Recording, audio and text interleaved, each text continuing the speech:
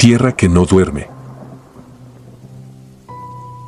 Soy Martín Pérez, y aunque mi acta de nacimiento dice que tengo 46 años, en realidad me siento siglos más viejo desde la noche en que el Panteón de Santiago Mezquital me mostró que los muertos también caminan. Llevo 14 años siendo cuidador y sepulturero del cementerio municipal, un terreno polvoriento a las afueras del pueblo, rodeado por mezquites que silban cuando el viento desciende de la sierra. Siempre elegí el turno nocturno porque el silencio es más honesto que la charla de los vivos. Después de enterrar a más de 2000 personas, creí que ya nada podía sorprenderme. La rutina era sencilla: revisar las rejas, pasar lista a los candados de los mausoleos y alumbrar con mi linterna las veredas de grava donde a veces merodeaban coyotes. Todo cambió en mayo de 2022. La tierra de la tumba 3B, una fosa humilde cubierta apenas con una cruz de ocote, apareció revuelta como si alguien hubiese escarbado con desesperación. Pensé en perros callejeros, pero no había huellas ni basura mordisqueada. Al día siguiente, idéntico desorden, la tierra respiraba, inflada y agrietada, como si algo se moviese desde abajo.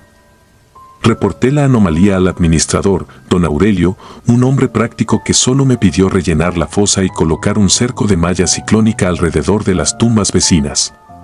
Obedecí, clavando estacas a medianoche mientras el foco amarillento de la caseta titilaba entre polillas. Sin embargo, la madrugada siguiente hallé la malla cortada y la tierra removida de nuevo, más profunda, como si manos obsesivas trabajaran sin descanso. Bajo la luz fría de mi linterna descubrí algo que me heló: un mechón largo de cabello infantil, enredado entre los terrones.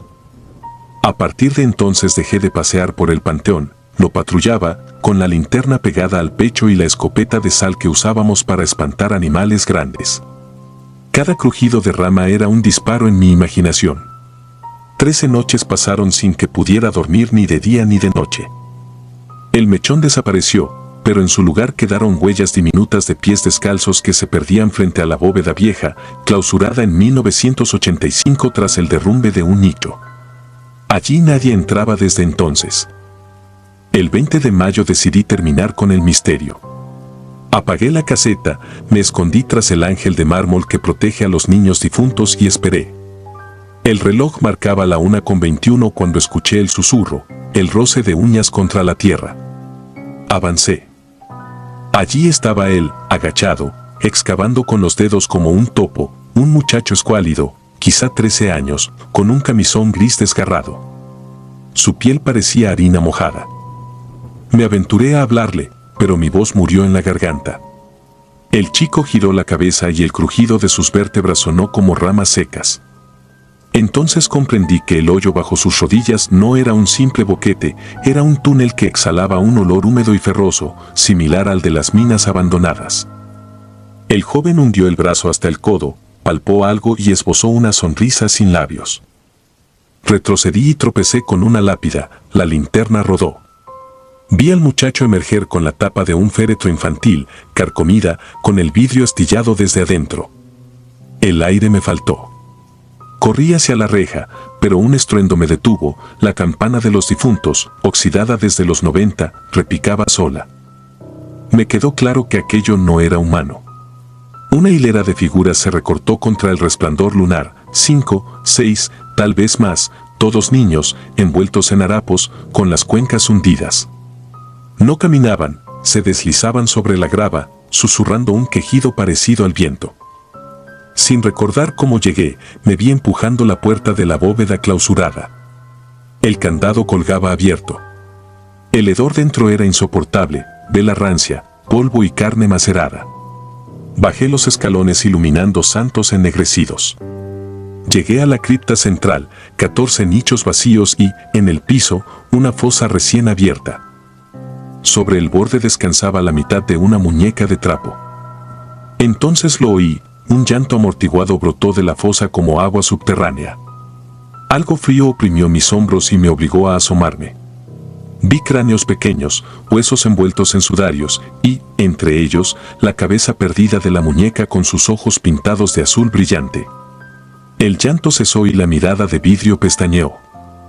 Corrí escaleras arriba, perseguido por un zumbido que temblaba en los muros, semejante al rasguño de docenas de uñitas.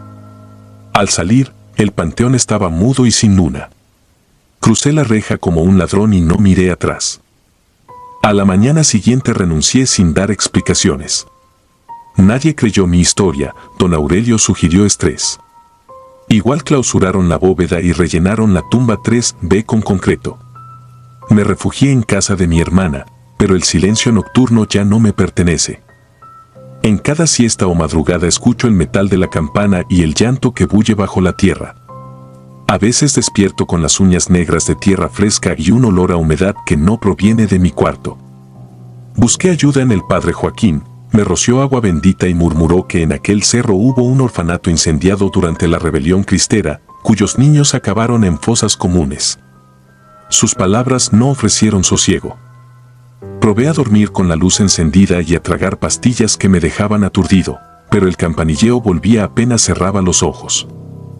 Días después la radio local anunció que unos ladrilleros hallaron osamentas infantiles en el Arroyo Viejo, a 1 kilómetro del panteón. Entendí que el subsuelo entero es un osario, una boca abierta. Así lo comprendí aquella madrugada interminable, cuando la oscuridad parecía un animal que respiraba y su aliento olía a tierra húmeda y niños sin nombre.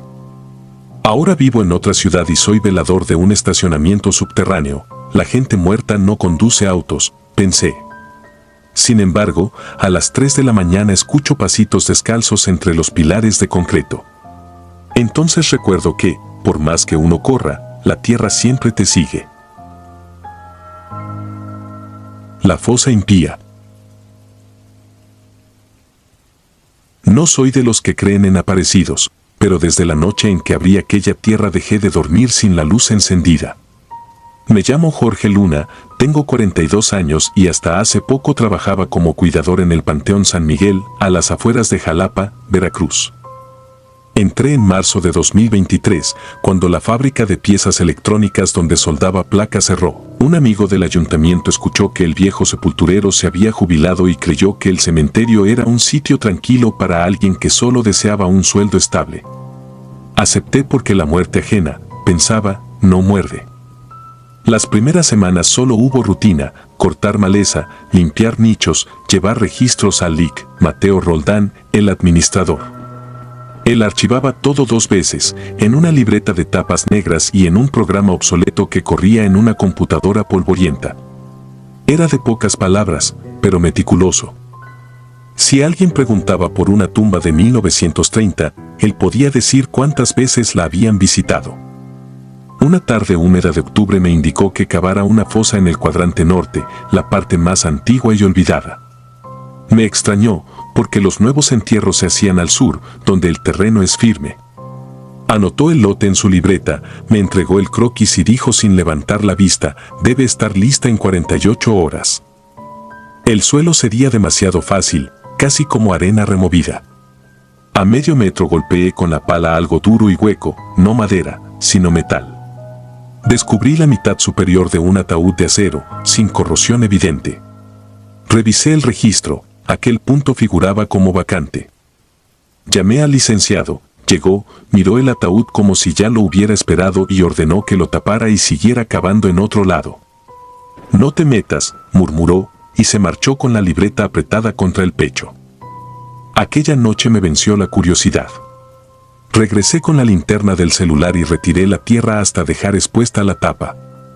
No había candados, bastó palanquear con la pala para abrirla. El hedor no fue insoportable, apenas un tufo rancio. Dentro yacía un hombre alto, con traje gris de corte reciente. La piel, aunque cerosa, aún conservaba rasgos nítidos, incluso la barba parecía recién recortada. En la muñeca colgaba la pulsera plástica típica de los hospitales, sin nombre visible. No podía llevar allí ni un mes. Subí trastabillando la escalera de cuerda. Pensé en la policía, pero antes consulté al licenciado. No contestó su celular. Volví al cuarto de herramientas, al cerrar la puerta escuché, a lo lejos, un golpe sordo de metal contra metal, como si alguien hubiera cerrado la tapa que yo dejé abierta. A la mañana siguiente presenté un reporte en la comandancia. El oficial de guardia soltó un suspiro, escribió sin interés y prometió enviar una patrulla. Vinieron al caer la tarde, 2 agentes jóvenes. Les mostré la tumba. Encontraron el ataúd otra vez cubierto de tierra, con el montículo perfectamente alisado, como si nadie lo hubiera tocado. Pensé que enloquecía, hasta que uno de los policías se agachó y halló, aún húmedos, restos de cal fresca entre los terrones. Tomaron fotografías, botaron tierra, abrieron el féretro y vieron lo mismo que yo. Pero apenas anotaron el hallazgo, sus radios crepitaron, recibieron una orden y guardaron silencio. Me dijeron que se encargaría la fiscalía y se marcharon sin retirar el cuerpo. Esa noche los candiles del pasillo que conducía a la bodega parpadearon hasta apagarse. Escuché pasos arrastrados entre los nichos y un murmullo que jamás descifré. Desde la ventana vi una camioneta negra estacionada fuera de la reja. Las luces se apagaron cuando intenté acercarme, el vehículo se perdió entre la neblina que sube del río. Antes de amanecer, alguien rayó la puerta de mi caseta con tiza blanca, un círculo dividido por una cruz torcida, símbolo que nunca había visto. Pregunté al licenciado por el extraño entierro. Me recibió en su oficina, las persianas bajadas. Sobre el escritorio estaba la libreta, abierta justo en la página donde debería figurar el lote. El renglón, ahora, mostraba un nombre escrito con tinta nueva, Tomás Altamirano, inhumado 7 de octubre de 2023. Él afirmó que todo estaba en orden y me advirtió que dejara de hacer preguntas si quería conservar el empleo.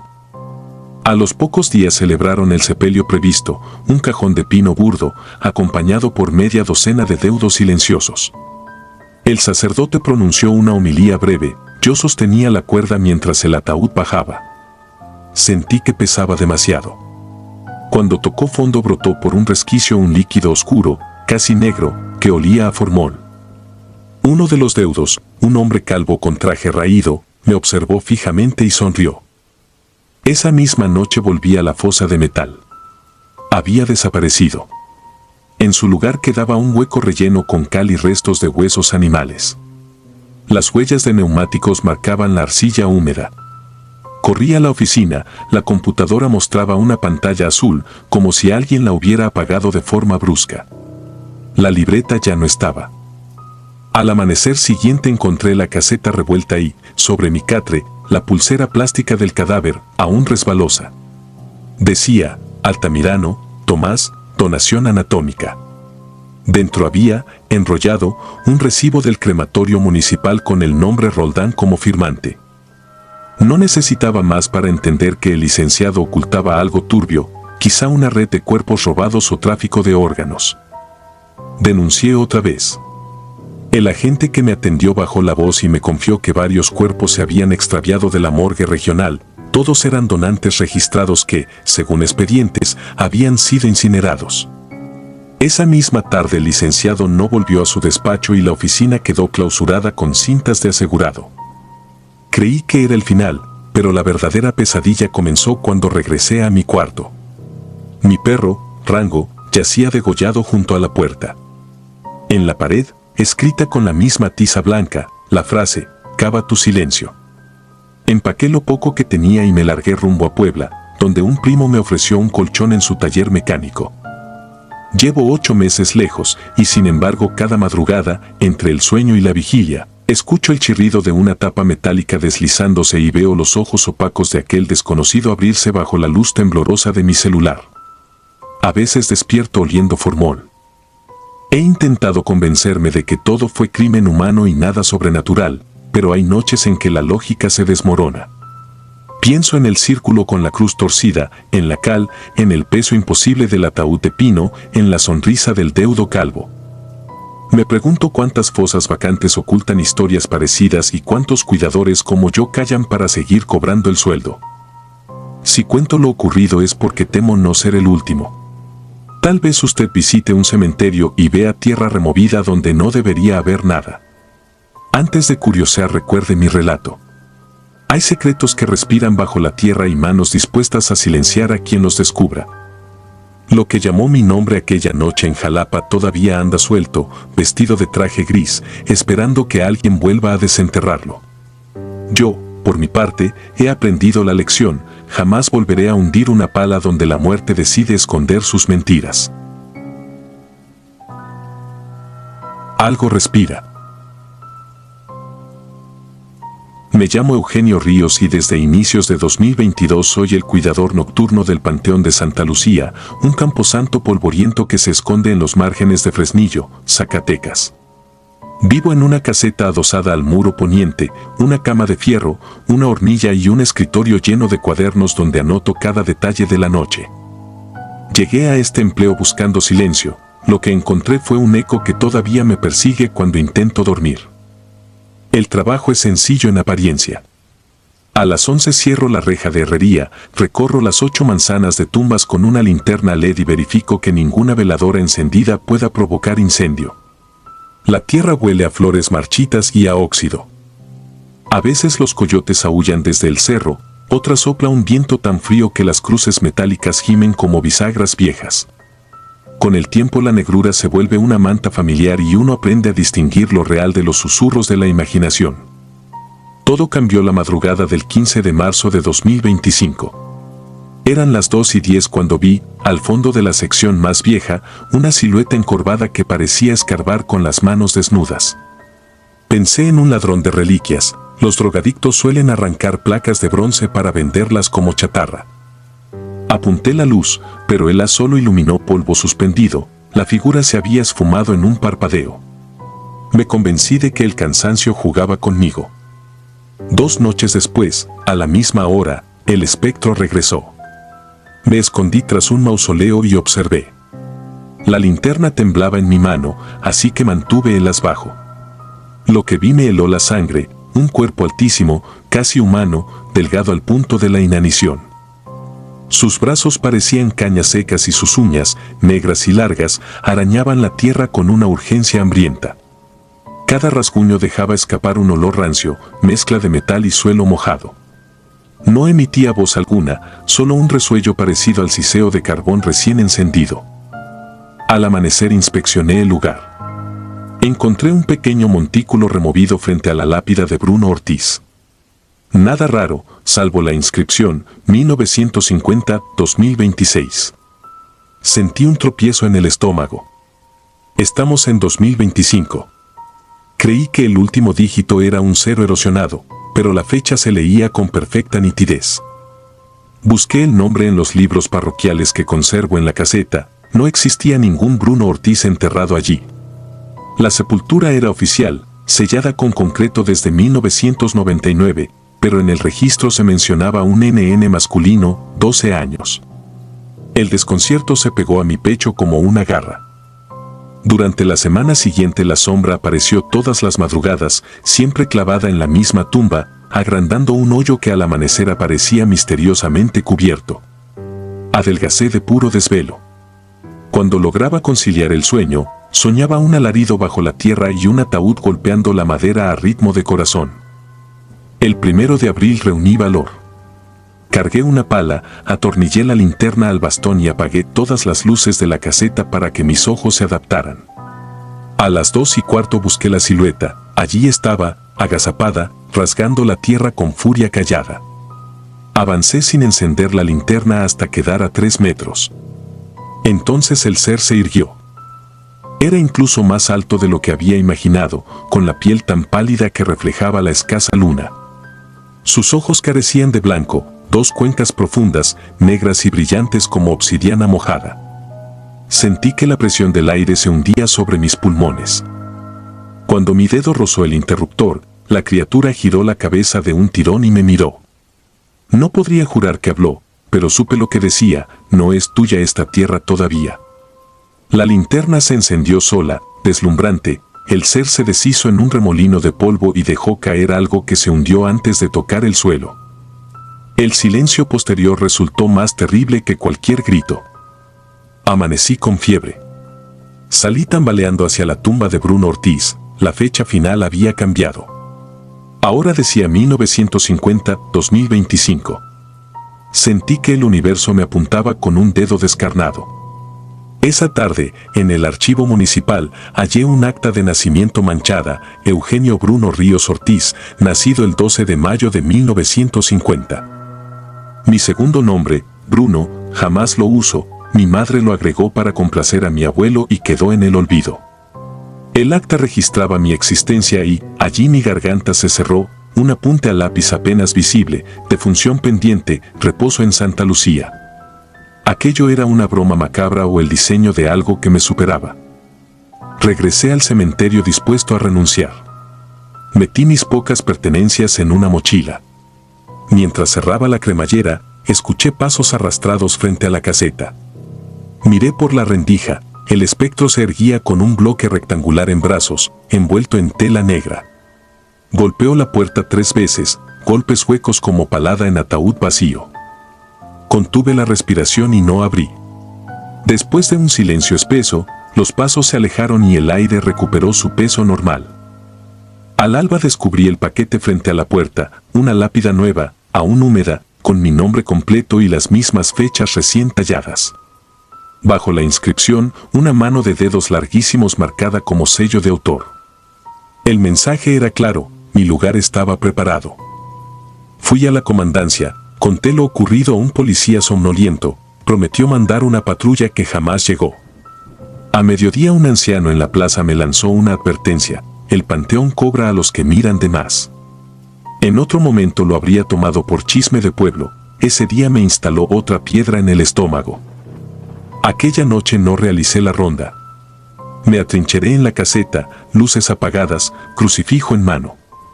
A las 2:15 el suelo mismo vibró, como si un corazón enorme latiera bajo las lápidas. La puerta se abrió sin toque, empujada por un viento interno. En el umbral se alzó la sombra, tan alta que el techo crujió. Avanzó un paso y, aunque no poseía labios, sentí su sonrisa fría colonizar el cuarto. Eché la mesa al suelo, salté por la ventana y corrí sin mirar atrás. Al saltar el muro trasero rasgué mi pierna con la púa de una reja, pero el dolor me sostuvo despierto mientras cruzaba la carretera con la ropa pegada de sangre y tierra. Ahora escribo esto desde un cuarto de pensión en Aguascalientes. Son las 2:14 de la mañana y cada noche, justo a esta hora, el teléfono vibra sin mostrar número. Contesto y escucho uñas excavando madera, luego un golpe sordo, luego silencio. Apago el aparato y permanezco sentado frente a la puerta, temeroso de que la madera respire. No intento convencer a nadie, necesito alivianar mi cráneo antes de que la fecha en aquella lápida se cumpla. Hoy es 16 de mayo de 2025. Si alguien visita el Panteón de Santa Lucía y encuentra la sepultura de Bruno Ortiz abierta, corra. No se quede a escuchar. Algunos muertos reclaman su lugar antes de tiempo y su convocatoria llega en forma de sombra que cava con uñas de obsidiana.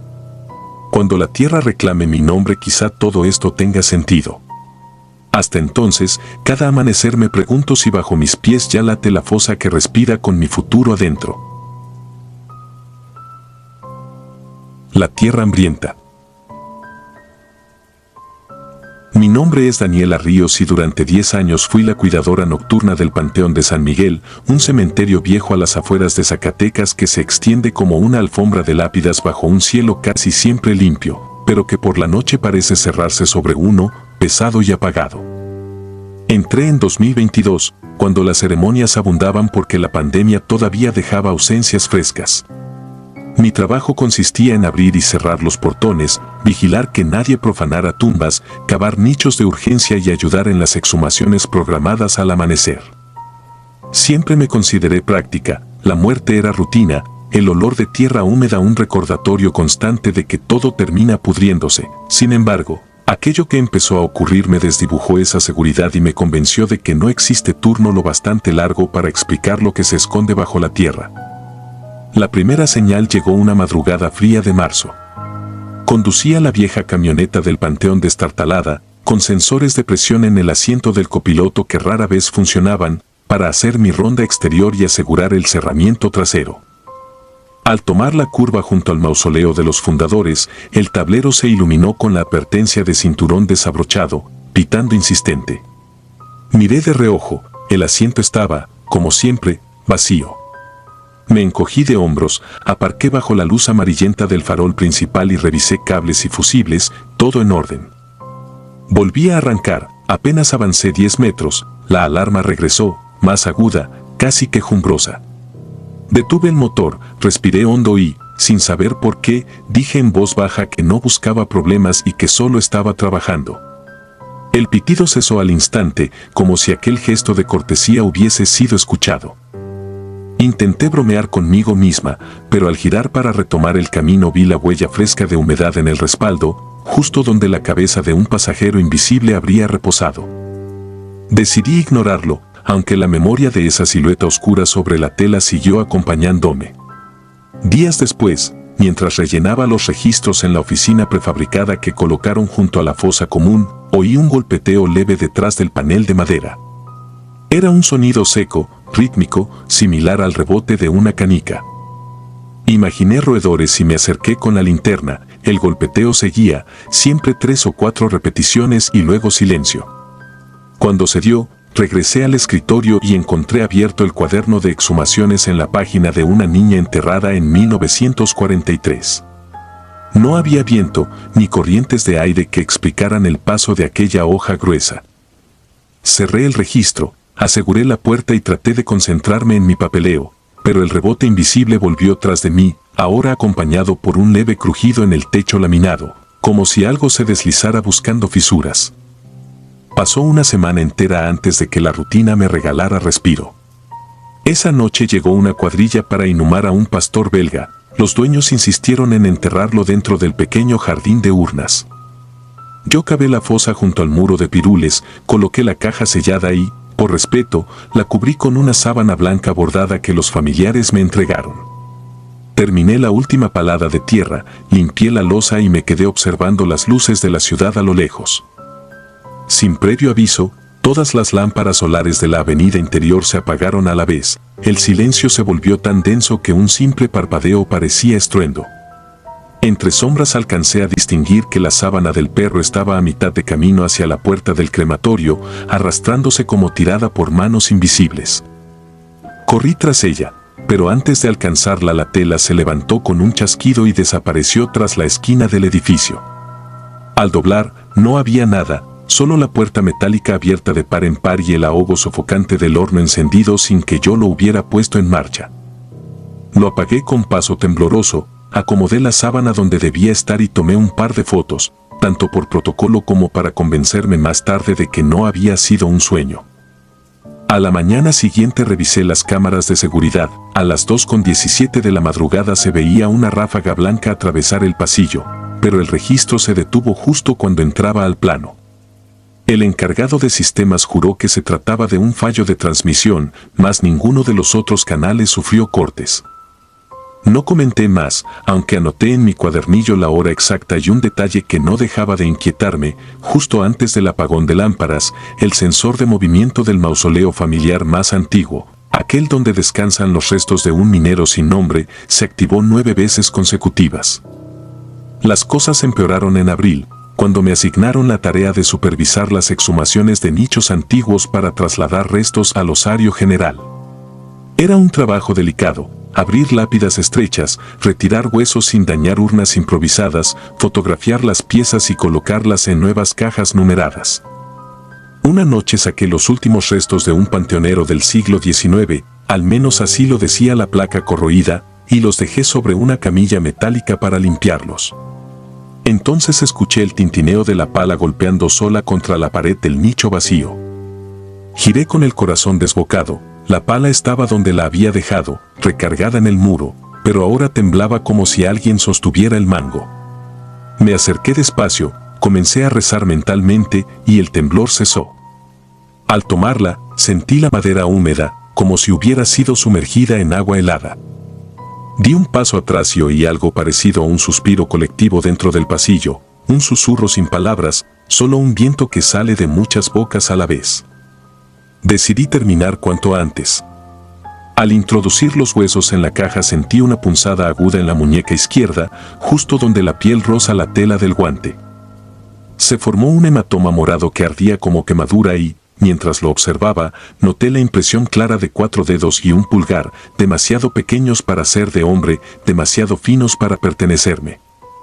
Volví al cuaderno y marqué la fecha con tinta roja, pero cuando coloqué la tapa leí, en la esquina superior de la página, una frase escrita con la misma caligrafía que uso para firmar el turno: no es suficiente tierra. No volví a estar en paz. Empecé a sentir un olor acre de humedad estancada que me seguía incluso fuera del cementerio. Mi ropa desprendía ese perfume turbio aunque la lavara 2 veces. Dormía con el sobresalto de ver sombras al pie de la cama moviéndose a ritmo de canica rodante.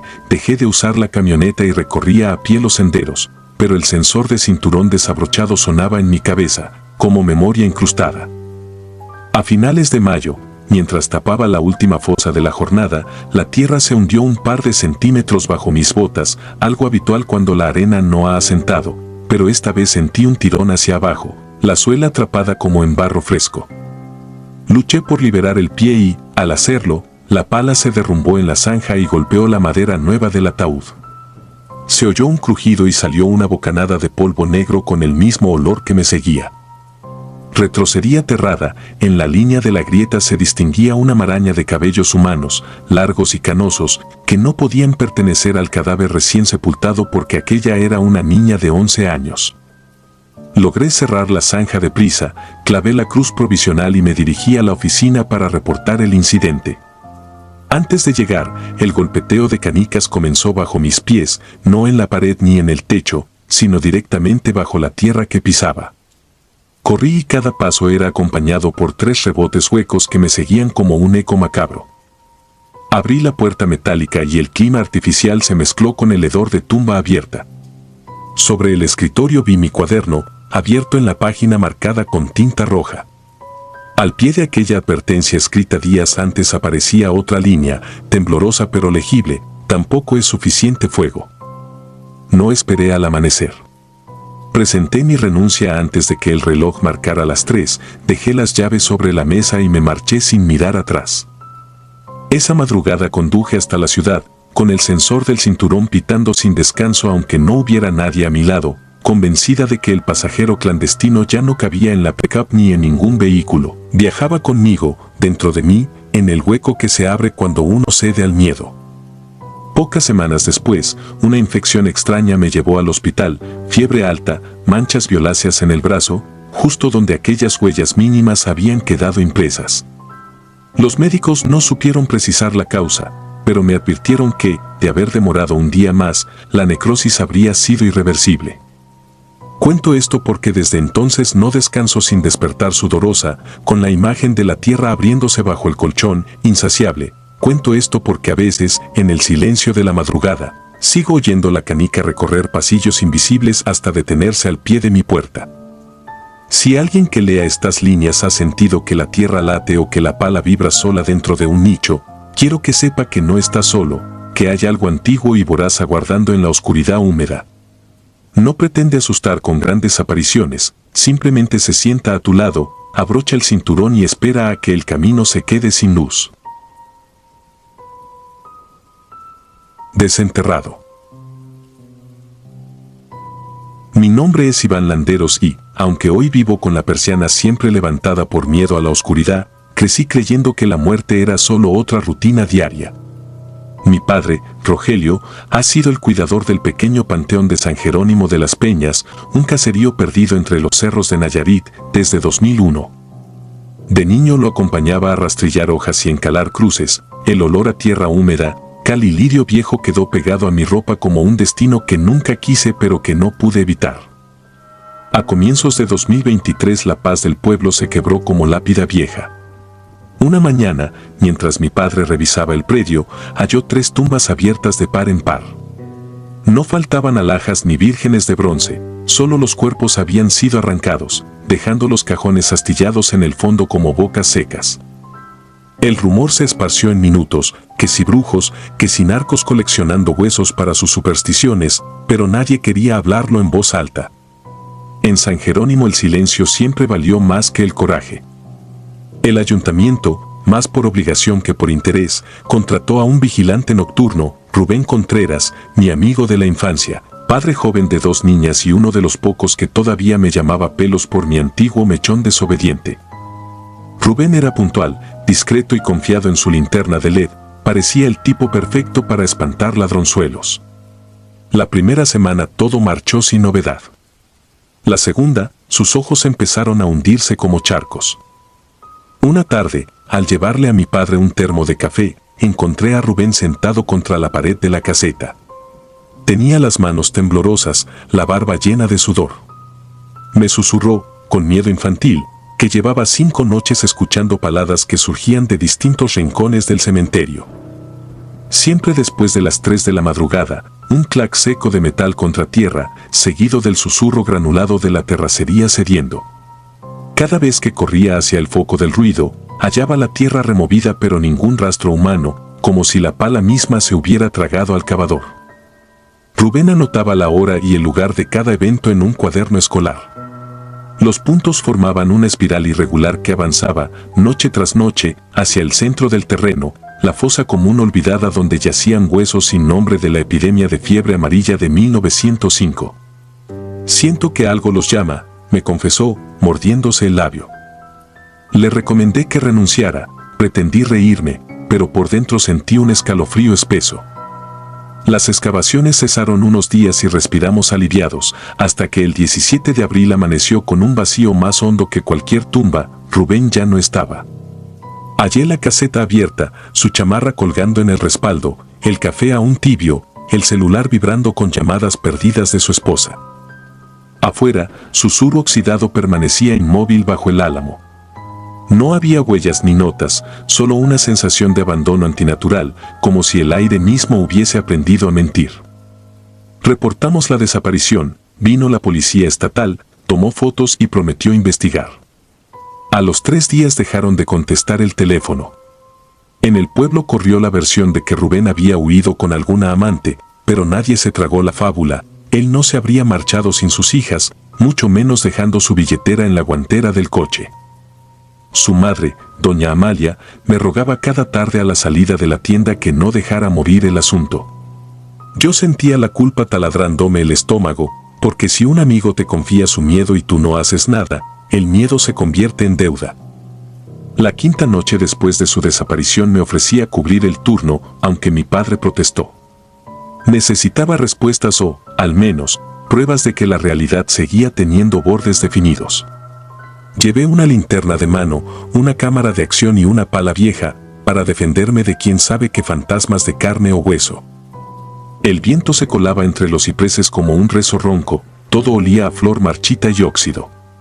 A las 2:57 de la mañana escuché la primera palada, un golpe hueco, al noreste, donde descansaban los extranjeros sin parientes. Corrí, alumbrando el sendero de grava. La tierra bajo el haz temblaba, inflándose como un pulmón subterráneo. Entonces cesó, la superficie quedó lisa, sin montículos ni grietas. Un murmullo sordo, quizá mi corazón, llenaba el aire. Di un paso y el suelo colapsó un palmo, peleando por tragar mi bota. Retrocedí. Algo allá abajo había cedido como carne. Grabé todo, pero la cámara captó solo oscuridad y el jadeo frenético de mi respiración. A las 3:21 de la mañana el segundo golpe llegó desde la parte vieja, junto al osario. Esta vez distinguí una silueta contra la cruz rota del licenciado Miranda. No era persona ni sombra, era un hoyo que se movía, una ausencia que gateaba entre tumbas dejando la tierra hueca. El pánico me heló los músculos. Quise gritar el nombre de Rubén, pero la voz se me quebró en la garganta. La figura se desvaneció al pie de la fosa común. Me atreví a acercarme solo cuando amaneció.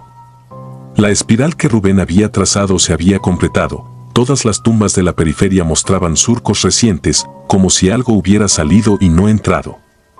En el centro, la fosa común lucía abierta a medias. Bajo los tablones podridos asomaba un túnel estrecho que no estaba la semana anterior. Descendí 2 escalones de tierra y el olor me golpeó, no era putrefacción, sino tizne, como si hubieran quemado raíces y hueso. Encontré brazaletes de enequén trenzado, veladoras negras, tabaco masticado y la hebilla de la gorra de Rubén, todavía fresca de sudor. Regresé a casa con las manos entumecidas, incapaz de explicarle a mi padre lo que había visto. Él, con los ojos de quien ya se dio por vencido, me confesó que 2 hombres armados se habían acercado la tarde anterior. No dieron nombres, pidieron respeto y deslizaron un fajo de billetes sobre la mesa de la administración. Que no hubiera más rondines nocturnos, que nadie se entrometiera en lo que sucediera tras la reja después de medianoche. Dijo que aceptó porque prefería un hijo vivo a uno valiente. Yo no supe si abrazarlo o odiarlo. Desde entonces, el cementerio se convirtió en territorio de sombras. De día todo parece normal, flores nuevas, agua limpia en los floreros, pero al caer el sol la tierra exhala un vaho espeso que apaga las farolas antes de las 10.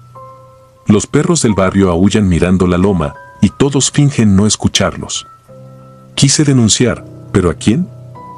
En el Ministerio Público ni siquiera archivaron la carpeta. Sin cuerpo no hay delito, sentenció el agente. Guardo todavía la grabación de aquella madrugada. Si la reproduzco con audífonos, puedo oír un lamento dentro del golpe de la pala, un gemido de alguien tragando tierra, o tal vez la voz de Rubén pidiendo ayuda desde un pasillo que no existe. A veces creo distinguir mi nombre susurrado entre crujidos, y entonces arranco los audífonos de un tirón porque temo responder. He intentado editar el audio, limpiar ruidos, pero solo obtengo frecuencias que los programas marcan como inorgánicas, picos imposibles que rompen el espectro. Mi padre ya no pisa el panteón por las noches. Aprovecha la excusa de su edad y deja el candado a medio girar para que no se quiebre el hierro, como si el óxido fuera peor que lo que se arrastra adentro. La gente del pueblo ha optado por enterrar a sus muertos en San Vicente, 10 kilómetros al sur. San Jerónimo, dicen, está enrarecido. Los comerciantes cuentan que desconocidos compran gallinas negras y aguardiente en grandes cantidades. Nadie pregunta para qué. Yo me juré no volver, pero el destino se burla de las promesas rotas. Hace 3 semanas comenzó a aparecer un montículo de tierra fresca frente a la puerta de mi casa cada amanecer. No hay huellas alrededor, solo la pequeña pila y, sobre ella, un clavo oxidado. He limpiado la acera 7 veces y 7 veces reaparece. El médico del pueblo dice que padezco estrés postraumático, que vea a un psicólogo de Tepic. Pero anoche, mientras quemaba el 7º montículo, encontré incrustada una astilla de la linterna de Rubén. Ahora escribo esto con las luces encendidas y la pala recargada junto a la puerta. Cada crujido del techo me recuerda el signo húmedo de la tierra hundiéndose bajo mis botas. No sé si son hombres jugando a dioses oscuros o algo más antiguo que aprendió a usar los huesos como llave, pero sé que no se detendrá. Cuando termine esta confesión la enviaré a quien quiera creerme. Ojalá sirva de advertencia. Si mañana amanezco con un abismo en vez de cama, al menos quedará constancia de que aquí hubo alguien que vio el hueco caminante y vivió el tiempo suficiente para nombrarlo. Rubén todavía no aparece. El viento trae su nombre a veces, vibrando entre cipreses, y cada noche mi padre deja las llaves colgadas en la puerta, como disculpándose por un acto que no cometió pero que lo persigue. Yo, mientras tanto, duermo con la certeza de que tarde o temprano alguien, o algo, regresará a cavar bajo mi ventana. Y cuando la pala resuene esta vez, no habrá espiral posible que me lleve a la salida. Si disfrutas de los relatos, te invitamos a apoyarnos con un like y un comentario, ya que eso nos ayuda muchísimo.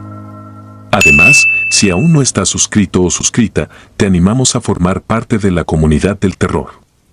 Muchas gracias por escucharnos y por tu apoyo.